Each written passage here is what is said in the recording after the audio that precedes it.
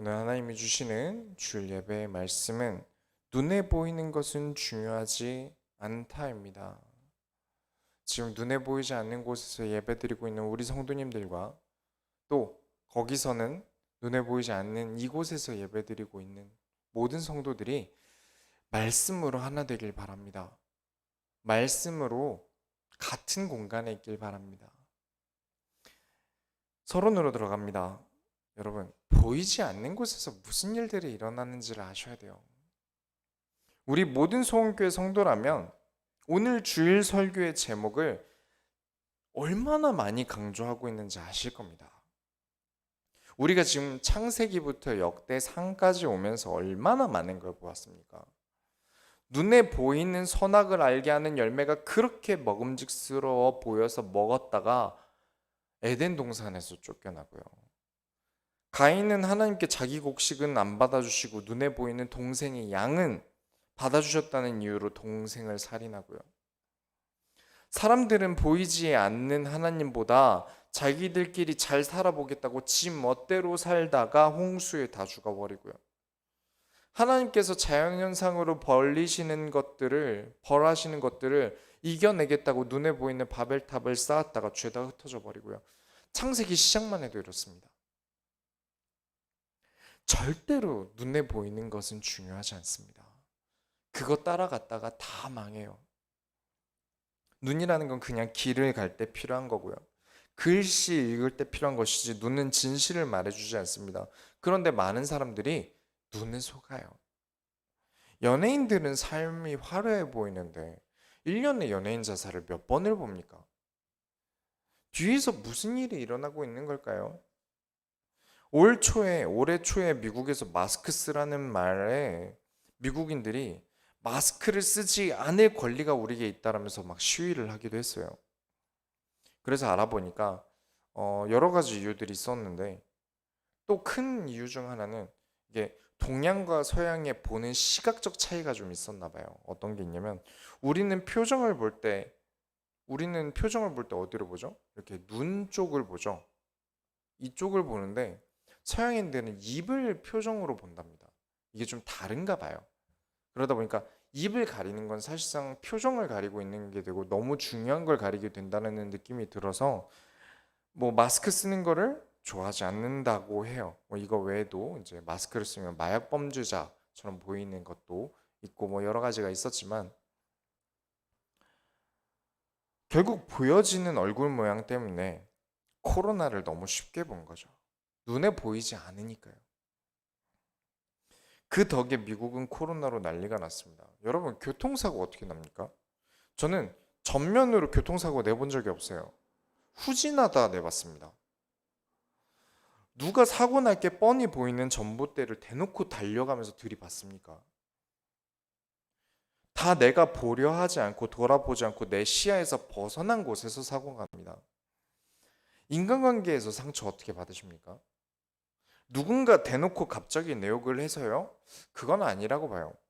내 친구라고 생각했던 애가 다른 데 가서 내 욕을 한다던가 정말 너무 좋은 사람이라 돈을 빌려줬는데 잠수를 탔다던가 다 내가 보지 못하는 무언가의 장소, 사건, 시간 때문에 일이 생기고 상처도 받는 거 아닌가요? 오늘 다윗이 보이지 않는 것을 무시했다가 어떤 일이 생기는지를 볼 겁니다. 그리고 눈에 보이는 것을 접어두고 눈에 보이지 않는 것에 자신의 인생의 마지막을 향해 달려가는 다윗의 모습도 보실 겁니다. 이번 한 주간 무조건 여러분들은 눈에 보이는 것에 휘둘리지 않으셔야 합니다. 그러면서 보이지 않는 것을 발견해내는 모든 소원교회 성도들이 다 되시길 바라요. 본론으로 들어갑니다. 무언가에 취해버리면요 드러나는 게 하나 있어요. 약점이 드러납니다. 역대상 17장을 보시면 우리가 사무엘하 7장에 있는 내용과 동일한 내용이 있어요. 그래서 요약을 하자면 하나님이 다윗에게 성전 건축은 네가 할 것이 아니라 너의 다음 후손이 할 것이다 라는 말씀을 주세요. 보통 평범한 사람이라면 하나님이 내가 아니라 다음 후손이 성전을 짓게 되겠네. 그럼 나는 내 할 일이나 해야겠다 라고 생각을 할 텐데 다윗 본인은 성전을 짓지 못하더라도 성전을 지을 준비를 내가 끝내놓겠다라는 마음을 가졌어요. 그리고 18장, 19장, 20장까지는 다윗이 계속해서 하나님이 주신 승리를 경험합니다. 전쟁마다 승리해요. 승리하고 승리하고 승리하고 작은 전쟁이 아니라 아주 큰 전쟁들에서 이깁니다. 하나님은 그만큼 성전 건축을 기뻐하셨다? 네, 그렇게 보는 것도 맞습니다. 거기서 좀 더 깊이 들여다보는 게 좋을 것 같아요. 다윗은 계속해서 승리합니다. 작은 승리가 아닌 큰 승리들을 경험하죠. 그런데 21장으로 넘어가면 21장 1절에 사탄이 일어나 이스라엘을 대적하고 다윗을 충동하여 이스라엘을 계수하게 하니라. 물론 우리가 이 사무엘 상하를 보셔서 다 아시겠지만 시간적으로 승리만 있었던 게 아니라 그 사이에는 많은 일들이 일어납니다. 근데 여기서는 생략이 되어 있어요. 왜냐? 성전 중심으로 보고 있거든요. 그런데 이 다윗의 사람 숫자를 센 이유가 성전과 무슨 관련이 있을까요? 이런 순서들이 이전에 하나님이 다윗에게 너는 성전을 짓지 못할 것이다. 왜냐? 피를 너무 많이 흘렸으니까. 그러고 난 다음에 전쟁을 해요. 승리를 많이 했어요. 물론 전쟁이 일어나는 게 본인이 원해서 그럴 일은 거의 없습니다. 필요에 의해서 한 전쟁들이었어요. 이 모든 승리들이 지금 나오고 있는 18장, 19장, 20장의 승리들은 그런 승리들이었는데 지금 다윗이 이스라엘을 계수한다는 건 전쟁에 나갈 수 있는 남자의 숫자를 셌다는 겁니다. 나라에서 전쟁이 가능한 사람들이 많아지고 다른 나라들을 쳐서 이기면 국고가 든든해지겠죠. 그러면 이스라엘 입장에서 좋은 거 아닙니까? 그 좋은 걸 왜 사탄이 이스라엘을 대적하는 방법이랍니까? 이스라엘이 망해야 사단 입장에서 좋은 건데 반대로 이스라엘이 부강할 수 있게 전쟁을 이길 수 있는 남자의 숫자를 계수하게 했어요. 그럼 이스라엘 입장에서는 이득 아닙니까? 근데 사탄은 이걸 이스라엘을 대적하는 방법이라고 해요. 하나님은 우리에게 더 많은 것, 더 좋은 것을 주시고자 하십니다. 그러나 하나님이 주신 것들이 마치 내 것 같아지면 그런 생각이 들어서 행동으로 옮기게 되면 그때부터 문제예요. 이 모든 승리가 하나님이 주신 승리가 아니라 나의 승리처럼 여겨질 때 다윗은 더욱 승리의 맛을 보려고 해요. 하나님이 어떠한 방법들로 인해서 인도에서 경제를 주시고 부를 좀 얻게 하셨다? 그럼 좋죠. 너무 좋을 텐데 그러면 이 경제를 하나님이 어떻게 쓰실지를 고민해야 더 나아가는 것인데 하나님이 지금까지 주셨던 이 방법이면 돈을 더 벌 수 있겠지? 물 들어올 때 노젓자. 그러다가 배가 난파를 당하는 겁니다. 우리는 전쟁만 하면 이기네? 그러면 전쟁할 남자를 더 징병해서 더 많이 전쟁하자. 다윗의 속마음이었던 거죠. 당장의 승리는 눈에 보이는 결과에 있고요. 이 승리의 이유와 이 승리로 얻어진 것을 하나님이 어떻게 하실지는 눈에 보이지 않습니다. 승리는 눈에 보이는데 이 승리를 가지고 하나님이 어떻게 하실지는 보이지가 않아요. 그래서 보이지 않는 걸 선택하지 않고 눈에 보이는 것만 보다 보니까 실패하는 겁니다. 그래서 늘 강조하는 것입니다. 눈에 보이는 것은 중요하지 않습니다.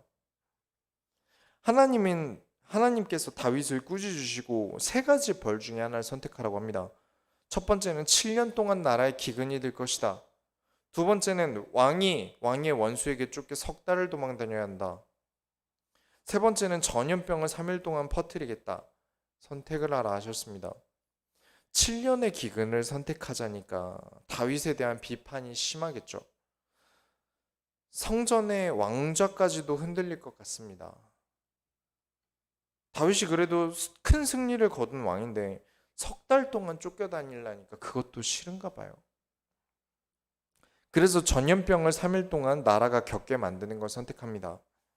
이기적이죠. 나 자신의 안위만 생각해서 하나님께 죄악을 저질러 놓고는 자신이 피해볼 만한 두 개를 선택하지 않고 나라에 그것도 기껏해야 3일 정도 짧은 시간 동안 전염병이면 견딜만 하겠지라는 생각을 하는 거예요. 하나님 제 잘못입니다. 저만 벌해 주십시오가 아니에요. 이 모든 선택 중에 제가 벌 받는 거 없지 않습니까? 하나님 저만 벌 받게 해주십시오. 제가 잘못했습니다. 라고 나오는 게 없어요. 그러면서 다른 목숨들은 버리고 자신의 이득을 챙깁니다. 아니면 그럴 수도 있죠. 감기 정도 걸리는 전염병이라고 생각했을 수도 있겠죠. 다윗의 가장 큰 약점입니다. 그리고 사탄이 그 약점을 건든 것이고요. 항상 과하게 사람을 죽인 것. 타인에 대한 배려나 생각은 누구만큼도 못하는 이 약점을 사탄이 잘 알고 있었다는 겁니다. 승리에 취해서 약점이 드러났어요. 이전에 사탄에 대해서 메시지했던 것들을 여러분 기억하셔야 합니다. 사탄은 별명이 많죠. 이간질하는 자, 타락한 자, 거짓말하는 자, 대적하는 자, 엄청 많은 별명들이 있는데 이 별명들은 사실 한 가지 이유에 의해서 나오는 별명이라고 저는 보고 있습니다. 그게 뭐냐면 사탄의 본질은 참소하는 자라는 별명이 있어요. 뭐냐면 남을 헐뜯어 고해 바치는 것, 남의 죄를 공회에서 사람 많은 데서 일러 바치는 것, 고발하는 것을 참소하는 자라고 해요. 쉽게 말하면 사탄은 우리의 약점을, 우리의 단점을 하나님께 일러 바쳐요. 하나님이 우리를 사용하시려고 할 때, 예를 들면 김민철 하나님이 사용하려고 하실 때 사탄이 가서 하나님께 이릅니다. 하나님, 걔는 안 됩니다. 체력도 약하고요. 뭐 힘도 없고요. 감각도 별로 없고요. 한 번씩 쓴소리도 해야 되는데 마음이 약해서 쓴소리도 못해요. 그러니까 이간질도 하는 거고요. 거짓말도 하게 되고요. 대적도 하게 되고요. 그런 별명들이 사탄에게 붙게 되는 거죠. 그러면서 사탄이 욥기서에서 보면 이렇게 말합니다. 걔는 안 돼요. 못 써먹어요. 제가 한번 넘어뜨려 볼까요? 100% 넘어집니다. 그러면 하나님이 야, 안 돼. 넘어뜨리지 마. 하셔야 되는데 안 그러세요. 그래, 가서 넘어뜨려봐. 사탄이 우리를 그렇게 넘어뜨릴 때 깨달아야 합니다. 나를 넘어뜨리려고 할 때 우리는 깨달아야 해요. 그렇지 않으니까 사탄에게 속았다는 거죠. 취해버렸어요. 그 약점에 넘어가 버렸어요. 사탄이 나를 약점을 건든다는 건 내 입장에서 나의 단점을 건들고 있다는 것입니다. 하나님께서 나에게 너의 이 단점들을 고쳐라라고 하나님이 힌트를 주고 계신 거예요. 그 단점을 고쳐야만 하나님이 나를 쓰실 수 있고, 그리고 우리가 사탄을 이길 수 있게 됩니다. 그러니 빨리 찾아내셔야 됩니다. 그렇지 않았으니까 다윗은 몇 번이고 이거에 넘어졌는데도 지금과 같은 실수를 번복하고 있는 것이고요. 술에 취하면 나의 추함이 드러나지 않습니까? 술 친구만큼 무서운 게 없다고 하더라고요. 내가 할 말 못할 말 가리지 않고 얘기를 다 하다 보니까 이 사람이 입만 딱 열면 내가 망하기 딱 좋은 얘기들이 있어요. 부에 취하면 돈을 이상한 데 쓰다가 망하고요. 권력에 취하면 권력을 이상한 데 쓰다가 망하더라고요. 어떤 것을 얻더라도 여러분은 절대 취하시면 안 됩니다. 사탄이 늘 내가 취해서 부모도 못 알아볼 정도로 더 나아가 하나님 아버지도 못 알아볼 상태가 되길 늘 소망하고 기다리고 있어요. 사탄이 열심히 바라보고 그때만 기다리고 있습니다. 여러분 취하지 않으시기 바랍니다. 물론 두 번째로 눈에 보이지 않는 것을 두려워할 줄 아셔야 됩니다. 경각심이 없어요. 그렇죠? 우리가 불이 난다. 경각심이 없어서 날 때가 많죠. 그렇죠? 어떤 사고는 위기의식이 없기 때문에 일어납니다. 눈에 보이지 않는 것을 안 보이니까 별거 아닌 거라고 생각해요. 아니요, 여러분 두려워하실 줄 아셔야 합니다. 이 사건 이후에 이스라엘은 전염병으로 7만 명이 죽습니다. 많이 죽어요. 그리고 예루살렘에 전염병을 이끄는 천사가 도착을 했어요. 이제 예루살렘 차례예요. 다윗이 하나님께 이제야 자신의 잘못에 대해서 말합니다. 하나님 제 잘못입니다. 이 백성이들이 무슨 죄가 있습니까? 저희 집을 멸하여 주세요. 단순 감기일 줄 알았는데 이렇게 사람들이 우르르 죽을 줄은 몰랐나 봅니다. 코로나를 감기 취급하던 나라들이 지금 완전히 망했죠. 난리가 났습니다. 마스크는 코로나에 도움이 안 된다고 말하던 정부도 있었어요. 영국이 그렇더라고요. 그렇더라고요. 마스크를 쓰지 않을 권리를 보장하려던 사람들도 있었어요. 지금 일단 가장 많이 죽은 나라는 지금 인도입니다. 8만 명이 넘게 죽었어요. 그 큰 땅에 8만 명이 죽어서 많이 죽은 건데 이스라엘은 경기도 면적만 합니다. 거기서 7만 명이 죽은 건 끔찍한 사건인 거죠. 그제서야 이제 전염병이 다윗의 코앞에 몰려왔을 때 제가 잘못했습니다. 너무 늦은 거죠. 하나님이 전염병을 이끄는 첨사를 멈추십니다. 그 멈춘 곳이 오르난이라는 사람의 마당이에요.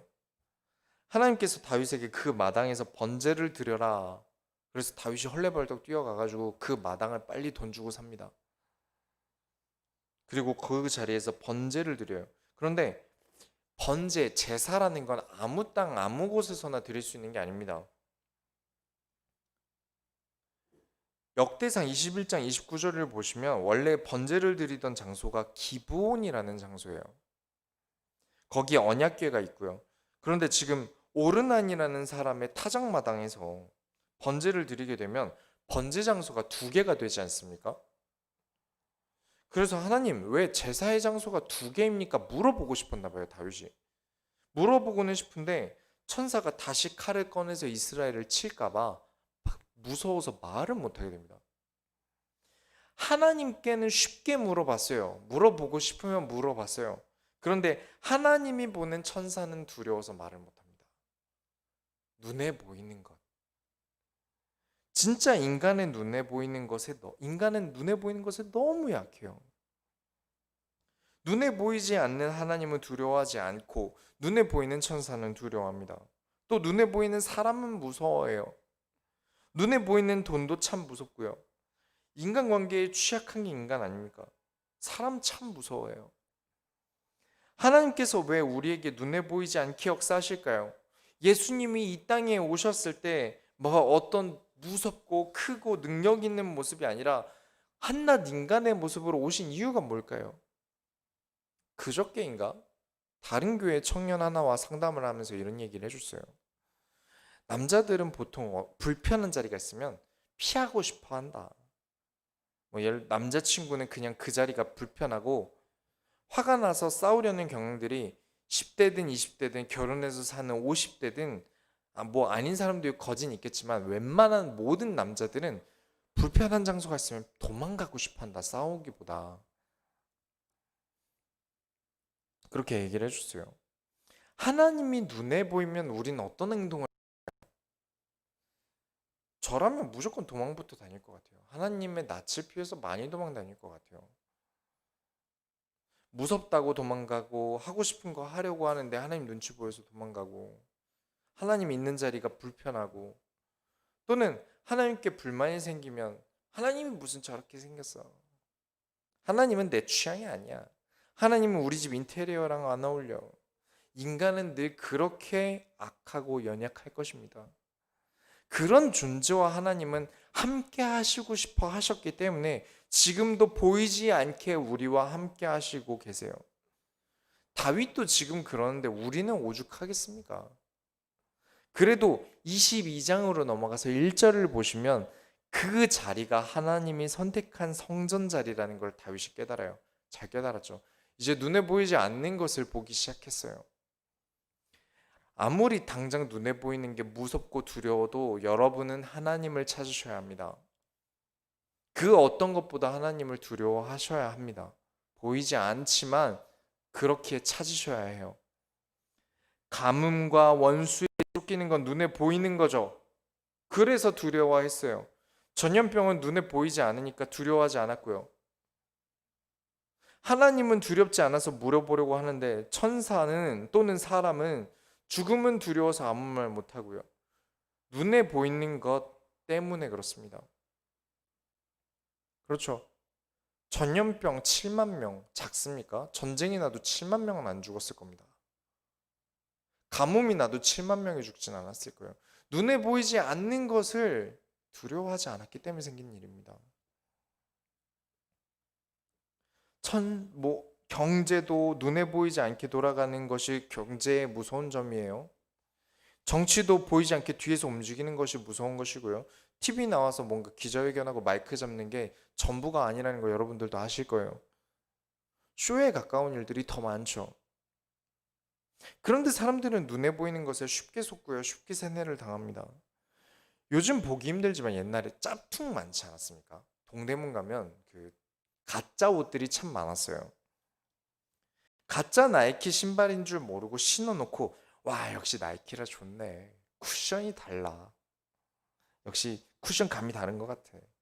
저희 기타도요. 옛날에는 짝퉁이 참 많았어요.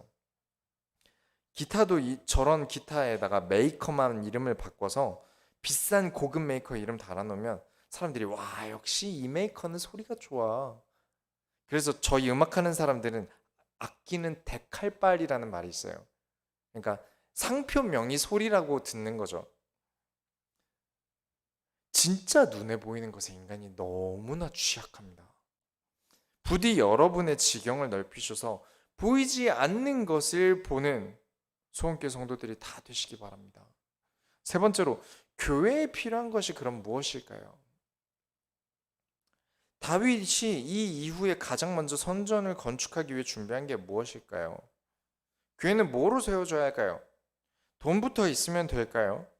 사람이 역시 많아야겠죠? 그것보다 더 전에 잘 눈에 띄지 않는, 보이지 않는 것부터 준비되어야 합니다.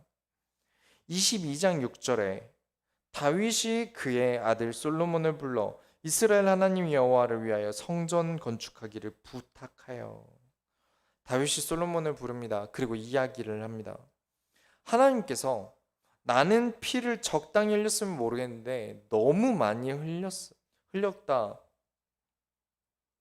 교회를 세우기 위해 가장 먼저 해야 하는 일, 성전을 지을 사람을 굳게 세우는 일입니다. 솔로몬부터 올바르게 세우기를 시작합니다. 그 이야기가 22장 내내 나옵니다. 쉽게 말하면 솔로몬아 네가 성전 준비할 마음이 있느냐? 나의 다음 왕위는 잘생긴 거, 경험이 많은 거, 능력이 있는 거, 정치 성향이 어떤 거 그게 아니라 성전을 만드는 왕이어야 한다. 여기서부터는 일반 총대로 추론을 좀 해보겠습니다. 왜 솔로몬을 다윗은 선택한 것일까요? 다윗이 원하는 왕이 성전 만드는 왕이 아니라 나라 개념이 아니라 그러니까 솔로몬을 원했던 이유 성전을 건축하는 왕이어야 한다면 나라가 아니라 교회 개념으로 한번 생각해 볼게요. 솔로몬의 형들은 다윗에 대한 원망도 많을 거예요. 다윗이 해온 짓들이 있으니까요. 거기다 나이도 많이 먹으면서 야망도 함께 자랐을 거예요. 내가 왕이 되면 이거 해야지라는 게 굉장히 많았을 거예요. 거기다가 왕위를 이을 첫째 형, 유력했던 형 다 죽어나가지 않았습니까? 그러다 보니까 다른 형제들, 다른 아들들 마음속에도 나도 해볼만 하겠는데 왕위를 한번 노려볼까? 라는 마음도 피어나기 쉬운 구조가 돼버렸어요. 그 상황에서 가장 어리고 가장 순수할 때 반드시 네가 성전을 지어라. 성전 짓는 게 내가 왕이 되어야 할 이유다. 라는 걸 가르치기 위해서였어요. 무조건 교회는 사람부터 올바르게 세워줘야 합니다. 그 마음을 담아 다윗은 솔로몬에게 이런 말을 합니다. 22장 12절에 여호와께서 내게 지혜와 총명을 주사 내게 이스라엘을 다스리게 하시고 내 하나님 여호와의 율법을 지키게 하시기를 더욱 원하노라. 이런 사람이 교회 지도자가 되어야 합니다. 교역자가 되어야 하고요. 장로가 되어야 합니다. 무조건 세워서 헌금 내게 만드는 게 능사가 아니라는 겁니다. 이런 지도자를 세울 준비를 가장 먼저 해야 합니다. 하나님의 말씀을 지키게 하시기를 더욱 원하노라. 그 다음부터 14절을 보시면 경제를 준비합니다. 15절부터는 기능 가진 사람을 준비합니다. 그러면 건축이 가능해지겠죠? 23장에서는 예배를 운영하는 제사와 하나님께 드리는 헌금 등등 교회에서 반드시 필요한 스텝들을 점검합니다. 23장 전부가 레위지파, 특히 모세 후손들을 점검하는 내용들이거든요. 24장에서는 그 중에 핵심이 될 아론의 후손, 제사장들을 점검합니다. 25장에서는 우리가 시편을 보면요. 아사벳이라고 되어 있는 장들이 되게 많아요. 이 아삽 가문이 다윗 시대의 찬양대원들이에요. 찬양대장들이에요. 그 중에서도 선별된 사람들이에요. 그러면서 25장 1절을 보면 찬양팀과 군대의 연관점을 만들었어요. 성전 주일 준비하는데 군대가 왜 필요합니까? 심지어 왜 찬양대와 군대를 같이 보고 있는 거죠? 찬양은 개인이 하나님을 바라보는 관점이 강합니다. 내가 하나님을 찬양한다는 건 1대1이에요. 그런데 또 생각해야 되는 게 찬양팀은 다릅니다. 다른 게 있어요. 이게 성경도 안 받고 찬양 관련돼서 강사들에게 배운 적도 없는 분들이 꼭 나와서 이상한 얘기를 하세요. 나는 무대에 올라가도 하나님만 바라본다. 사람 앞에서 찬양하지 않는다. 이걸 엄청 멋지게 강조를 해요. 뭐 이유가 있겠죠. 이 자리에 올라와서 사람 앞에서 멋부리고 이상한 짓 하고 있는 사람들이 많으니까요. 근데 그런 마음이라면 왜 찬양팀을 굳이 해야 되는지 모르겠습니다. 여러분, 찬양팀은요, 우리 이런 찬양팀들은 군대와 같습니다. 앞에서 찬양할 때 졸고 있는 성도를 위해 싸워줘야 돼요. 마음이 완전 다른 데 가 있는 사람들을, 성도들을 위해 싸워주는 역할을 해야 됩니다. 뭐 이따가 설교만 들으면 되지, 뭐하러 찬양인도 하고 뭐 그때 나가서 커피나 마시고 오자. 딴짓하는 성도들이 온전히 예배에 집중하기 위해 싸워줘야 해요. 바라보면서 힘을 줘야 하고요. 찬양하면서 축복할 때 손 내밀면서 딴짓 그만하라고 눈치도 주셔야 됩니다. 제가 신학교를 다닐 때 어떤 동생이 기타를 항상 메고 다녀요. 치고 다니면서 자기 동기들이랑 벤치에서 찬양도 하고요. 그래서 그냥 띄워주려고 이렇게 만나서 밥 먹을 일이 한 번 있어서 야, 너 기타 잘 치더라 얘기를 해주니까 이 친구 대답이 걸작이에요. 저는 기타를 치는 게 아니라 찬양을 하는 겁니다. 그 말을 듣는데 속이 깝깝하더라고요. 원래 이 친구 어떤 성격인지는 들어서 알고 있었거든요. 저랑 선을 긋는 게 아니라 워낙 이런 타입이에요. 이렇게 말을 해야 뭔가 좀 신앙생활 하는 것 같은가 봐요. 뭐 본인의 중심이겠지만 그런 말을 듣는데 깝깝하더라고요. 그냥 친해지려고 하는 인사말을 그렇게 받아들이는. 찬양을 하는 것과 찬양하는 팀이 되는 건 다릅니다. 내가 교회에서 드럼이든 기타든 피아노든 반주자라면 내가 이 교회의 모든 성도들을 하나님 앞에 세우기 위해서 싸우고 있습니다. 그 싸우고 있는 군인이고 내가 하고 있는 이 자리가 전쟁터다라는 마음가짐을 가져야 합니다. 26장에 보면 성전의 문지기들을 또 세워요. 모든 성도는 교회의 문지기여야 합니다. 교회가 무너지면 이 땅에 하나님 나라가 무너집니다. 여기가 최후의 장소예요. 성전이 무너질 때 시대가 무너집니다. 그런데 사람들은 무엇을 선택하죠? 내가 살고 있는 내 세상을 선택하면서 교회를 무너뜨립니다. 선택을 항상 그렇게 해요. 27장부터는 이 성전을 위해 헌신할 나라의 정치인들을 다시 정리합니다. 그리고 이제 마무리 단계로 28장으로 넘어가요. 다윗이 이제 자신의 인생을 마무리하면서 온 백성을 모아놓고 왕으로서는 쉽게 할 수 없는 말을 합니다. 28장 3절을 보시면 피를 많이 흘렸으므로 성전을 건축하지 못한다는 이야기를 모든 백성들에게 해요. 자신에게 흠 아닙니까? 하나님이 흠이라고 정해놨으니까 굳이 내 흠을 드러낼 필요가 있을까요? 그것도 왕이 사람들 앞에서 꺼내는 게 쉽겠습니까? 이 말을 하면서 가장 피를 흘리지 않은 자기 아들들 중에 피를 흘리지 않은 아들 솔로몬을 왕위에 세웁니다. 그리고 앞으로 성전 지을 때 어떻게 하는지 설계도, 기구, 심지어 무기까지 다윗이 정해두었어요. 결론을 내리겠습니다. 내 눈에 보이는 상황에 속지 않으셔야 합니다. 내 눈에 보이는 상황에 절대 속지 마셔야 합니다. 많은 사람들이 분명 자신의 단점을 발견합니다. 찾아내요. 아, 내가 이때 이러지 말걸. 후회라는 걸 하지 않습니까?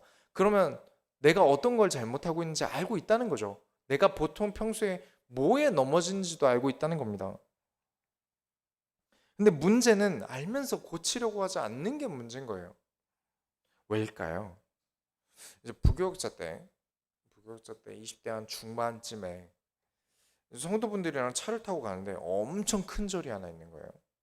거기 아주 예쁘게 지어진 건물이 하나 있는 걸 보고 장로님들이랑 전도사님이 그걸 보고 템플스테이자, 저거 템플스테이네 이러는 거예요. 그래서 검색해 보니까 템플스테이가 아니라 그냥 그 절의 수련관, 그냥 다과하고 이렇게 사람 모여서 밥 먹고 뭐 이런 곳이었어요. 잘 모르는 얘기를 자신의 뇌피셜이 담겨서 근거 없는 이야기가 자꾸 나오고 그걸 기정사실화 시켜요. 다들 정확히 알고자 하기보다 들은 이야기가 전부라고 생각해요. 왜냐? 나랑 너무 관련이 없으니까요. 다윗이 자신의 실수를 정정하고 자신의 단점이라도 드러내면서 자신의 인생을 성전 건축을 위해 매달렸습니다. 죽고 난 이후까지 신경 쓰면서 어떻게 성전을 디자인할 것인지 그 필요한 재물들까지 전부 준비를 합니다. 물론 다윗이 준비한 대로 되진 않았어요. 만약에 눈에 보이는 것에 휘둘려서요. 성전 건축이라는 원대한 꿈에 눈에 보이는 것에 휘둘리다 자신의 다음 세대로 넘어가는 것을 보고 평범한 사람들은 어떻게 생각할까요? 내가 어차피 못해요. 내 다음 세대가 할 거예요. 그러면 어떻게 될까요? 아, 내가 이걸 만들어야 여길 다윗 성전이라고 후대들이 부를 텐데 내 이름을 길이 남길 텐데 억지로라도 내가 할까? 어려운 거 아닌데. 성전 준비는 내가 다 하고 왜 내 다음 세대가 해야 되지?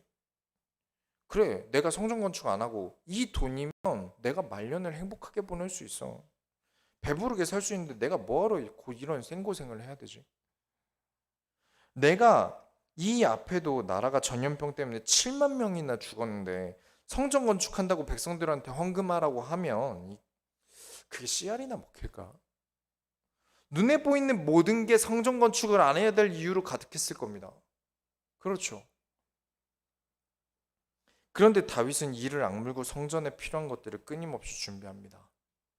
더는 눈에 보이는 것에 휘둘리지 않아 보겠다는 의지가 있는 거예요. 우리의 신앙생활도 그렇습니다. 우리 눈에는요, 교회 안 가면 좋은 점들이 가득하고요. 교회보다 세상엔 좋은 것들이 많습니다. 그 시간이면 수면 한 시간이 나의 인생을 더 쾌적하게 할 것 같고요. 헌금 낼 돈을 아끼면 내가 오늘 라면을 안 먹고 치킨 시켜 먹으면 돼요. 매주 주일마다 치킨 먹을 수 있겠네요. 지금까지 헌금한 거 생각하면 괜히 아깝고요. 그렇게 눈에 보이는 것을 취해서 노예처럼 끌려가다가 한순간에 내 인생은 멸망길로 떨어지는 겁니다.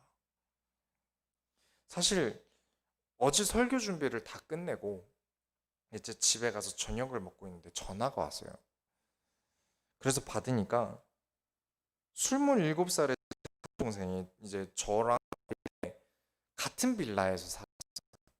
5년을 같이 살았어요. 그 사촌 동생이 이제 옥상 보수 작업하는 일을 하다가 떨어져서 어제 죽었답니다. 우리 모든 소원교회 성도 여러분, 저는 이따가 장례 예배를 드리러 가야 돼요. 모든 사랑하는 소원교회 성도님 여러분, 한 주간 절대로 눈에 보이는 것은 참고만 하시고요. 눈에 보이지 않는 것을 더욱 조심하시기 바랍니다. 누가 떨어질 거 대놓고 보면서 떨어졌겠습니까? 못 본 거예요. 뭔가 다른 거 보다가요. 눈에 보이는 것 중요하지 않습니다. 보이지 않는 것을 보려 하십시오. 그래야만 합니다. 부디 눈에 보이는 것을 놓쳐서 우리 성원교회 성도들의 몸과 마음이 상한 일이 없길 저는 간절히 바랍니다. 우리가 하나님의 소원을 이루어집시다. 하나님 감사합니다. 우리 모든 성원교회 성도들이 눈에 보이는 것에 속지 않게 하여 주옵소서. 현혹되지 않게 하여 주옵소서. 어떠한 것이든지 보이지 않는 것을 보려 하여 어떠한 사고도 이기고 사탄도 이기고 세상도 이길 수 있도록 하나님 눈을 뜨게 하여 주옵소서. 살아계신 예수 그리스도의 이름으로 기도드렸습니다. 아멘. 찬송가 204장 찬양하시면서 준비하신 헌금을 하나님께 드립니다.